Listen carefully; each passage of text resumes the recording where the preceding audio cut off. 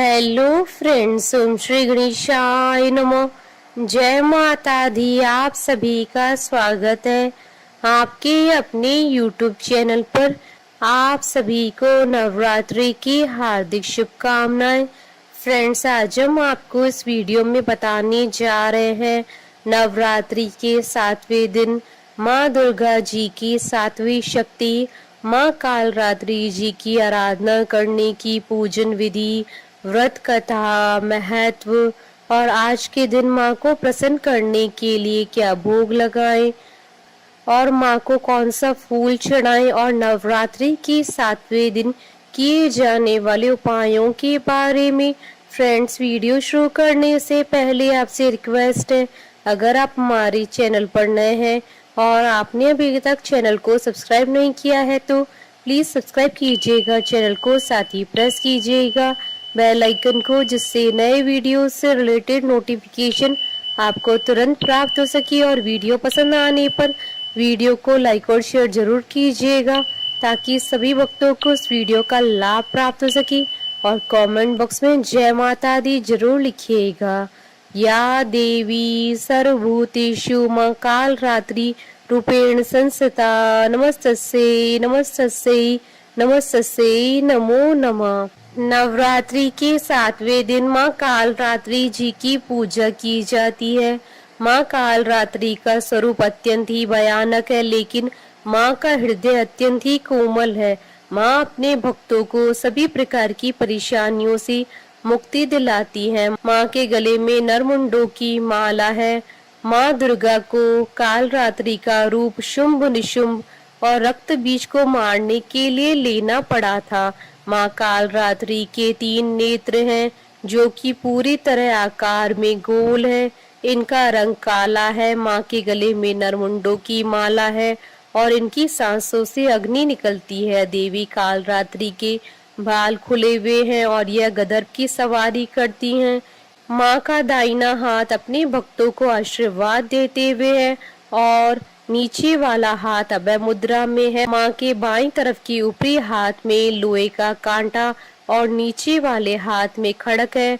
माँ की उपासना से सभी सिद्धियों की प्राप्ति हो जाती है, इसलिए माँ की उपासना शुभकारी कही गई है।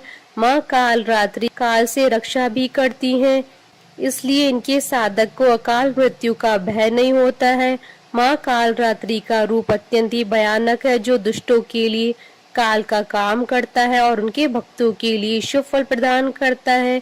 देवी कालरात्रि जी की पूजा करने से भूत प्रेत, राक्षस, अग्नि भय, जल भय, जंतु भय, शत्रु भय, रात्रि भय आदि सब नष्ट हो जाते हैं। अगर किसी की कुंडली में सभी ग्रह खराब हो या फिर अशुभ फल दे रहे हो तो नवरात्र के 7वें दिन उस व्यक्ति को माँ कालरात्रि जी की पूजा अवश्य करनी चाहिए, क्योंकि सभी 9 ग्रह माँ कालरात्रि के अधीन है। माँ कालरात्रि के आशीर्वाद से उनके भक्तों की सभी परेशानियां समाप्त हो जाती हैं। फ्रेंड्स, अब आइए जानते हैं माँ कालरात्रि जी की आराधना करने की पूजा विधि के बारे में। माँ कालरात्रि जी की पूजा नवरात्रि के 7वें दिन की जाती है। इस दिन साधक को ब्रह्म मुहूर्त में उठना चाहिए और स्वच्छ वस्त्र धारण करने चाहिए, क्योंकि माँ कालरात्रि जी की पूजा ब्रह्म मुहूर्त में ही की जाती है। इसके अलावा माँ कालरात्रि की पूजा तांत्रिक आधी रात में करते हैं। इस दिन एक साफ चौकी लें, उस पर गंगा जल छिड़ककर लाल कपड़ा बिछाएं और माँ कालरात्रि की मूर्ति या तस्वीर स्थापित करें। साथ ही कलश की स्थापना करें। यदि आपने पहले ही माँ दुर्गा की स्थापना की है तो आप वहीं पर माँ कालरात्रि के नाम से पूजा कर सकते हैं। इसके बाद माँ कालरात्रि को कुमकुम, लाल पुष्प, रोली चढ़ाएं। माला के रूप में माँ को नींबुओं की माला पहनाएं और उनके आगे तेल का दीपक जलाकर उनका विधिवत पूजन करें। यह सब चीजें अर्पित करने के बाद हाथ में फूल लेकर माँ कालरात्रि के ओम ऐं ह्रीं क्लीं चामुंडाय विचे, ओम कालरात्रि देव्य नमः, क्रीं क्रीं क्रीं ह्रीं ह्रीं हुं हुं क्रीं क्रीं ह्रीं ह्रीं हुं हुं स्वा मंत्र का जाप करें। इसके बाद माँ कालरात्रि की कथा पढ़ें या सुने, क्योंकि बिना कथा पढ़े या सुने पूजा अधूरी मानी जाती है।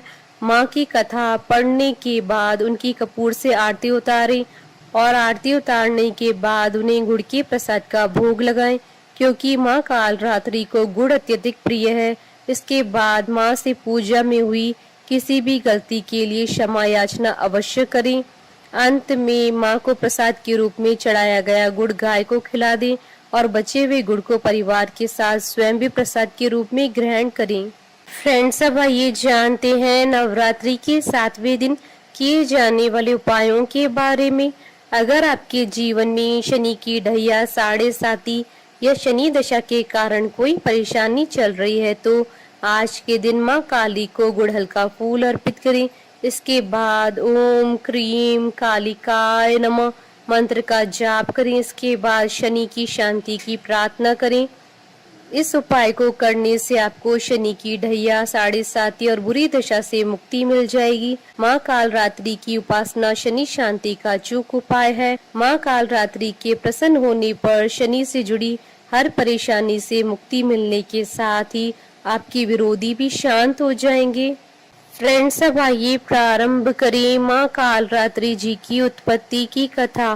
पौराणिक कथा के अनुसार एक बार तीनों लोकों में शुंभ, निशुंभ और रक्त बीज तीनों राक्षसों के आतंक से परेशान होकर सभी देवता भगवान शिव जी के पास समस्या के समाधान के लिए पहुंचे। भगवान शिव ने माँ आदिशक्ति से उन तीनों का संहार करके अपने भक्तों की रक्षा के लिए कहा। माता पार्वती ने उन दुष्टों के संहार के लिए माँ दुर्गा का रूप धारण कर लिया।